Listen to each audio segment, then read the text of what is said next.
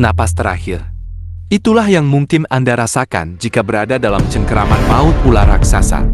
Keluarga, sahabat, orang-orang terkasih, jangan biarkan mereka menjadi santapan berikutnya. Para pemancing, nelayan, pencari kayu bakar, dan semua yang menggantungkan hidup pada alam, mari kita bersatu. Kita pelajari seluk-beluk ular ini, agar kita bisa melindungi diri dan orang-orang yang kita sayangi. Mungkin Anda bertanya-tanya, seberapa sering sih kejadian mengerikan seperti ini terjadi?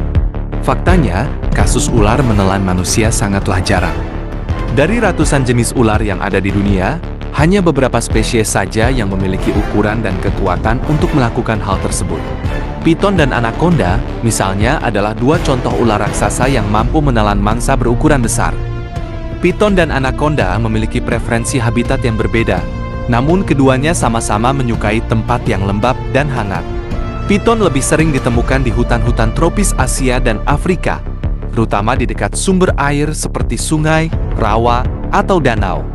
Mereka sering bersembunyi di antara bebatuan, akar pohon, atau di dalam lubang-lubang tanah.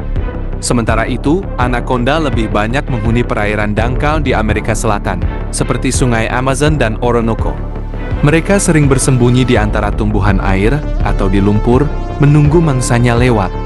Cara mereka menyerang mangsa pun berbeda, namun keduanya sama-sama mengandalkan kekuatan lilitan.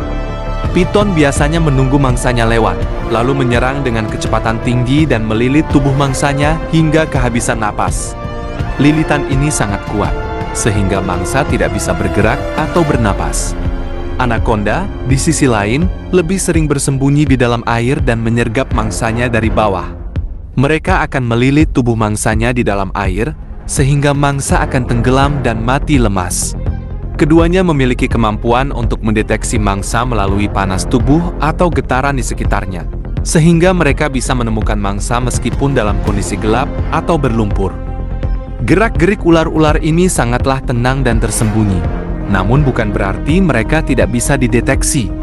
Mereka bergerak dengan sangat hati-hati, nyaris tanpa suara, sehingga sulit dideteksi jika kita tidak waspada. Beberapa jenis ular juga memiliki aroma khas yang bisa membantu mereka menarik perhatian mangsa atau menandai wilayah kekuasaan mereka. Aroma ini biasanya tidak tercium oleh manusia, namun bisa sangat menarik bagi hewan-hewan kecil. Selain itu, ular juga bisa mengeluarkan suara desisan yang menakutkan sebagai bentuk peringatan atau pertahanan diri. Suara ini biasanya dikeluarkan saat mereka merasa terancam atau terganggu. Oleh karena itu, penting untuk selalu waspada saat berada di alam terbuka, terutama di daerah yang dikenal sebagai habitat ular. Kenali tanda-tanda keberadaan ular seperti kulit ular yang terkelupas, jejak di tanah, atau suara desisan. Jika Anda melihat ular, jangan panik dan jangan mencoba untuk menangkap atau mengganggunya. Jaga jarak aman dan segera laporkan keberadaan ular tersebut kepada pihak yang berwenang. Ingatlah, keselamatan adalah yang utama.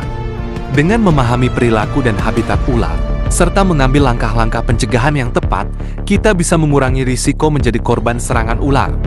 Mari kita jaga diri dan keluarga kita dari bahaya yang mungkin mengintai.